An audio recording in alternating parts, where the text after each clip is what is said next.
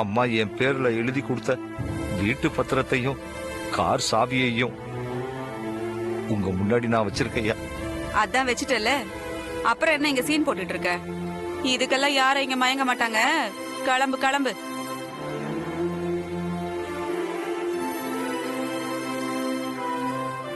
நான் கிளம்புறேங்க ஐயா. அம்மா நான் கிளம்புறேம்மா. விஜயா. Okay madam. சுந்தரம் அண்ணே, ஒரு நிமிஷம் இல்லைங்க. இந்தாங்கண்ணே. மாசம் மாசம் கரெக்டா சம்பளம் வாங்கிட்டேன். அப்புறம் இந்த பணம் எதுக்கு விஜயா? உங்க செலவுக்காக மேடம் கொடுத்தது, வாங்கிக்கோங்க. வாழ்க்கையே செலவா செஞ்சோம். இங்க இருந்து என் பணம் தான் போகணும்னு நான் கனவு கண்டுகிட்டு இருந்தேன்.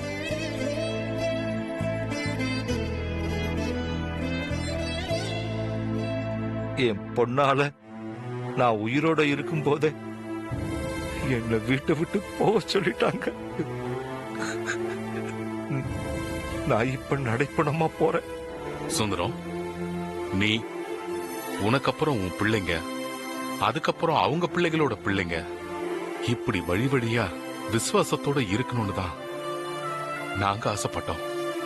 ஆனா உன் பொண்ணு ஆசைப்பட்டு இப்படி எங்க மனசை வெறுக்க வைப்பான்னு நாங்க நினைக்கவே இல்லை. இத்தனை வருஷம் வேலை செஞ்சதுக்கு போனஸா நினைச்சு அதை வாங்கிக்க. எவ்வளவு நல்ல வேலைக்காரனா இருந்தாலும் வேலை செஞ்ச இடத்துல கெட்ட பேர் வந்ததுக்கு அப்புறம் அந்த வீட்டுல இருந்து எதுவும் எடுத்துக்க கூடாதியா. வேண்டான்னு சொன்னதுக்காக என்ன மன்னிச்சிடுங்கய்யா. சுந்தரம். அம்மா. ஐயோ, இப்ப எதுக்கு கூப்பிடுறா? போக வேணான்னு சொல்லிடுவாளோ?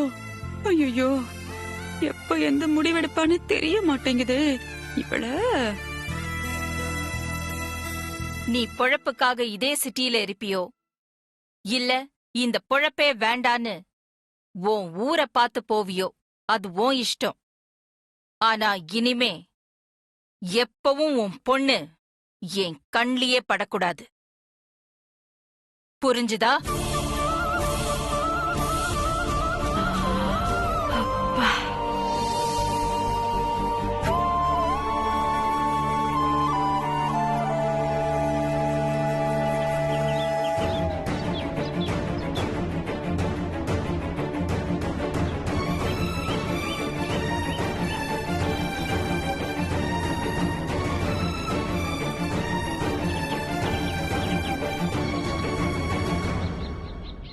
பார்வதி, பார்வதி, ஏ கணேஷ், கிளம்பலாம்.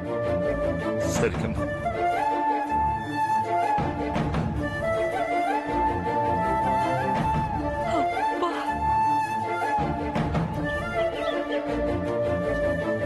பார்வதி, ஏ கணேஷ், பார்வதி,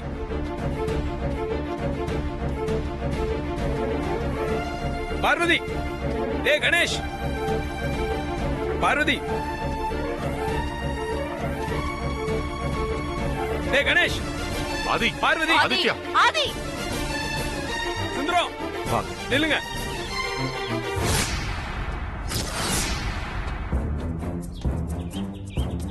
சுந்தரம், எங்க கிளம்பிட்டீங்க? கையில் என்ன லக்கேஜ்? என்னாச்சு?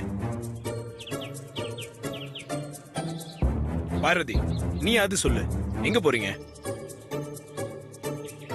ஏ கணேஷ், நீ அது சொல்றா.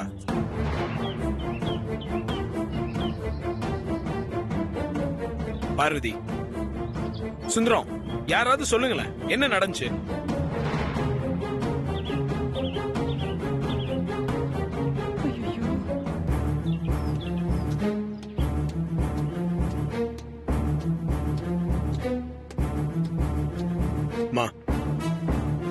சுந்தரம் பார்வதி கணேஷை கூட்டிட்டு வெளியே போறாரு. என்னன்னு கேட்டா எதுவும் சொல்ல மாட்டேங்கிறாரு. என்ன சொல்லணும்? சொல்றதுக்கு ஒண்ணும் இல்லாதே. பா, என்ன சொல்றீங்க? கண்ணு முன்னாடி வீட்டை விட்டு கிளம்பி போறாங்க. அவங்க அப்படி என்ன தப்பு செஞ்சாங்க? ஏன் வீட்டை விட்டு வெளியே போகணும்? போகட்டும், அவங்கள விட்டுடு.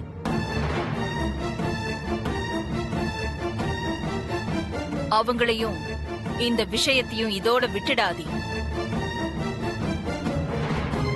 சுந்தரம், ஒரு நிமிஷம் நில்லுங்க, போகாதீங்க.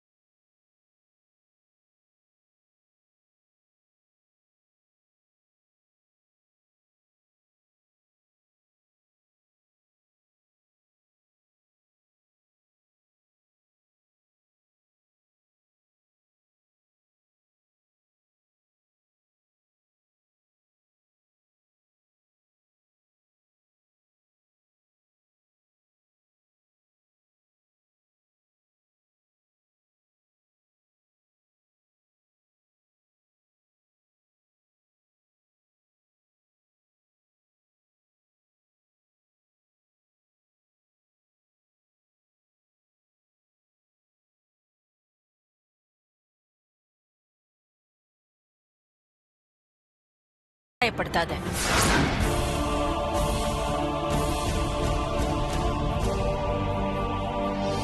நம்ம ஜென்ம விரோதி நாகபுரி வம்சத்தை சேர்ந்த நந்தினி தன்னை யாருங்கிறத மறைச்சு நம்ம குடும்பத்தை அழிக்கிறதுக்கு முயற்சி பண்ணா. அந்த துரோகியவே மன்னிச்சு விட்டீங்க. இந்த அப்பாவிங்களை மன்னிக்க கூடாதம்மா. விட மாட்டான் போல இருக்கு. அவங்க என்ன பண்ணாங்கன்னு சொல்ல மாட்டேங்கிறீங்க. நீங்க ஏன் இப்படி பண்றீங்கன்னு சொல்ல மாட்டேங்கிறீங்க. சித்தி, நீங்க தான் சொல்லணும். இங்க என்ன நடந்திருந்தாலும் நிச்சயமா நீங்க அதுல இருந்திருப்பீங்க. நல்லா இருக்கே நீ சொல்றது. எங்க போற மாரியாத்தா ஏன் மேல வந்து ஏறாத்தான்னு சொல்ற மாதிரி இந்த வீட்ல எது நடந்தாலும் அதுக்கு நான் தான் காரணமா இருப்பேனா? இங்க பாராதி, எது எப்படியோ அந்த சமையல்காரி பண்ண காரியத்தை சொல்றதுக்கு நாக்கெல்லாம் கூசுது.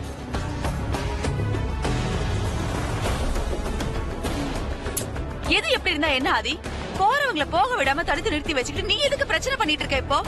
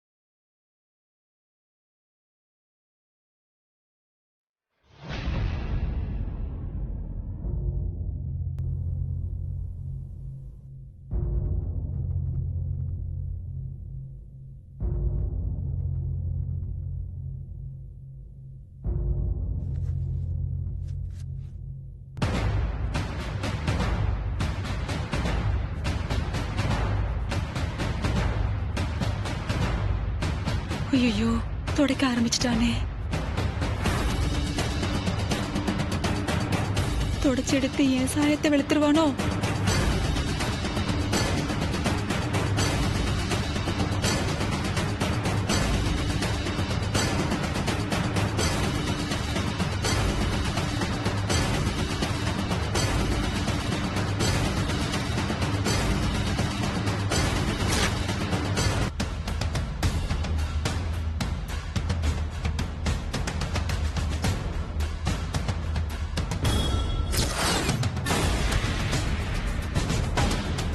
மா, இந்த பொம்மையில என்ன எழுதிருக்குன்னு இப்ப பாருங்க.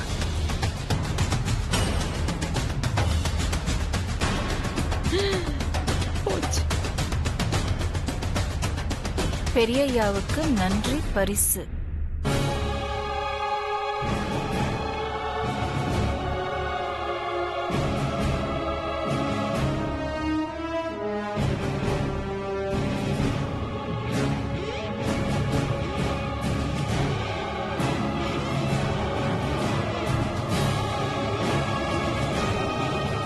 இதுதான் பார்வதி எழுதினது.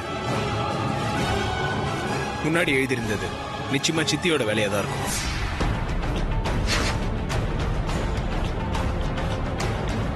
பார்வதியோட தலையெழுத்தை மாத்தணும்னு சித்தி தான் இதை பண்ணிருப்பாங்க. பார்வதியை பழி வாங்கறதுக்காக நீ இப்படி ஒரு கேவலமான காரியம் பண்ணிருக்க. ச்சே! நீ பண்ண காரியத்தினால நாங்கள்ல இப்ப தலை குனிஞ்சு நிக்க வேண்டியதாயிடுச்சு.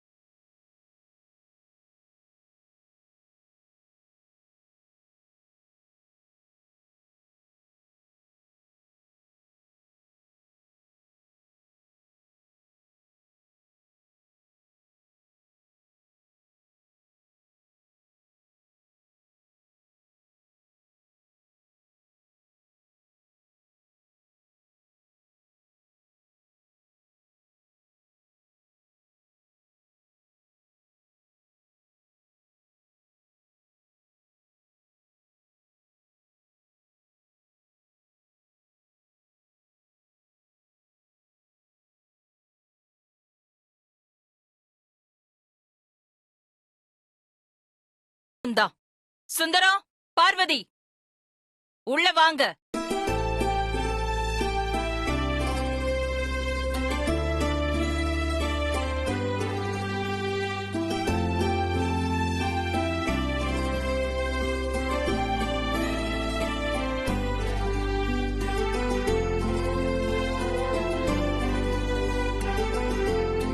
தப்பே செய்யலனாலும் வீட்டை விட்டு வெளியில போன்னு சொன்னதும் தலை குனிஞ்சிட்டு வெளியில போன பார்வதி கிட்டயும் சுந்தரத்துக்கிட்டயும் நீ மன்னிப்பு கேளு.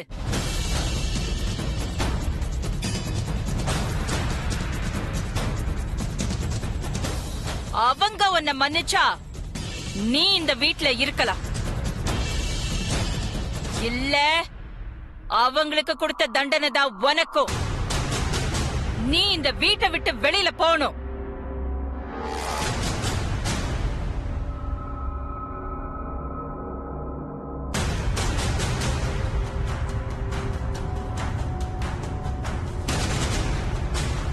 சுந்தரம்,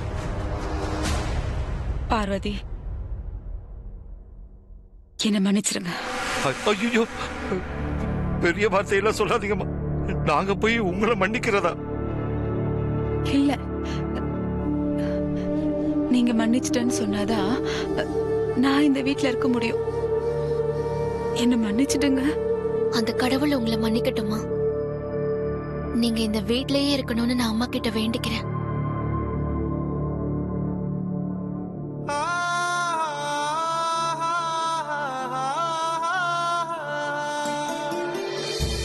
அம்மா, அவங்கள நீங்க மன்னிச்சிருங்கம்மா.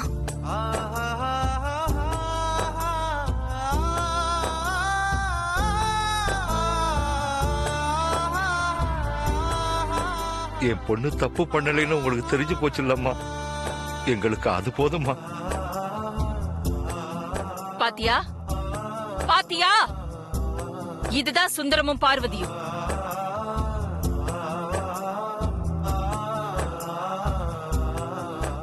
நீ எவ்வளவு பெரிய தப்பு பண்ணி இருந்தும் எவ்வளவு பெருந்தன்மையா நடந்துக்கிறாங்க. அவங்கள பார்த்தாவது நீ திருந்து. சுந்தரம், அம்மா, நீ எங்கேயும் போக வேண்டாம். பார்வதியை கூட்டிக்கிட்டு அவுட் ஹவுஸ்க்கு போ.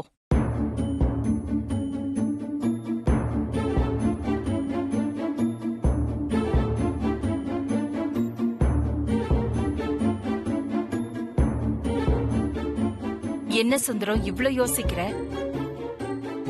நடந்ததையெல்லாம் மனசுல வச்சுக்கிட்டு எப்படி அந்த வீட்டுக்கு திரும்ப போறதுன்னு தயங்குறியா? உன்னை கண்டிக்கிற உரிமை எனக்கு இல்லையா? ஐயோ, அப்படிலாம் இல்லம்மா. எங்க கிட்ட உங்களுக்கு இல்லாத உரிமை வேற யாருக்குமா இருக்கு? அப்ப நான் சொல்ற மாதிரி செய். பார்வதியை கூட்டிக்கிட்டு அவுட் ஹவுஸ்க்கு போ.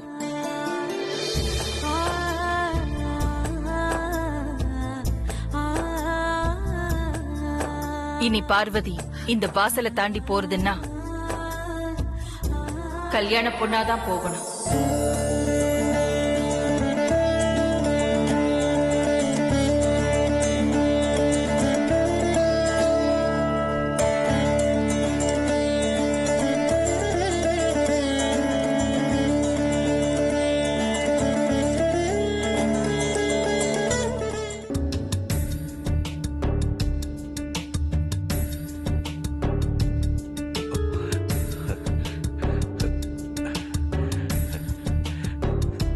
சுந்தரம், இத வாங்கிட்டு போ.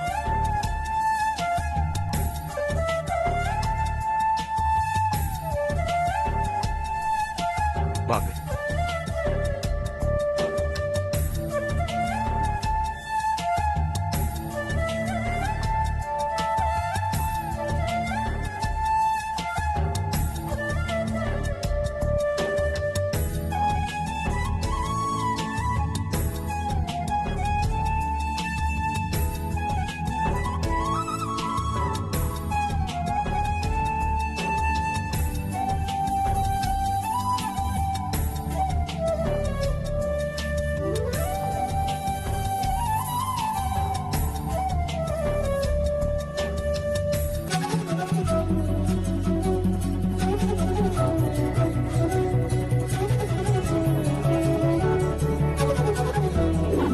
என்ன அது சொல்ற?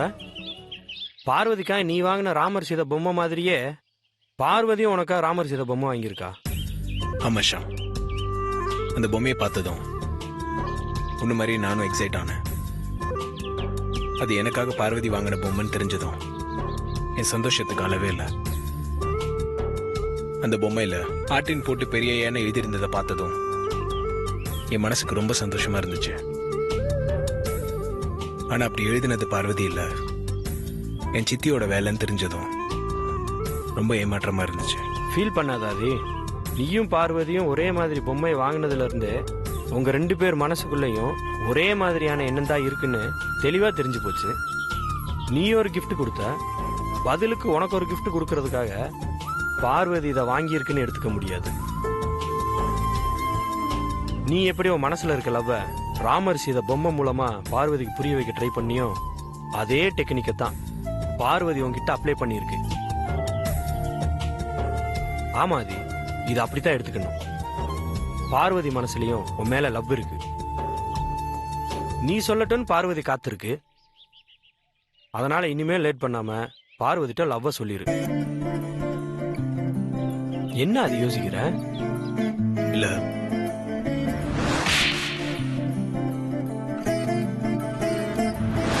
பொம்மையில ஆட்டின் போட்டு பெரிய ஏன்னு எழுதியிருந்ததையே அம்மாவால தாங்கிக்க முடியல.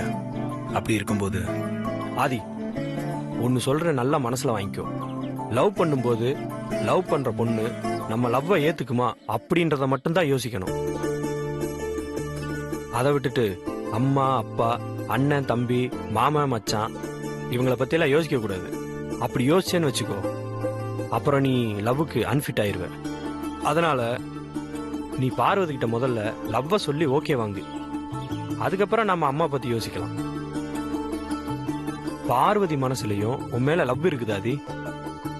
பொம்மை விஷயத்துல அது கன்ஃபார்ம் ஆயிடுச்சு. அதனால நீ எதை பத்தியும் யார பத்தியும் யோசிக்காம தயங்காம பார்வதி கிட்ட லவ்வ சொல்ற. சரி, நான் இன்னைக்கே பார்வதி கிட்ட லவ் சொல்லிடுறேன்.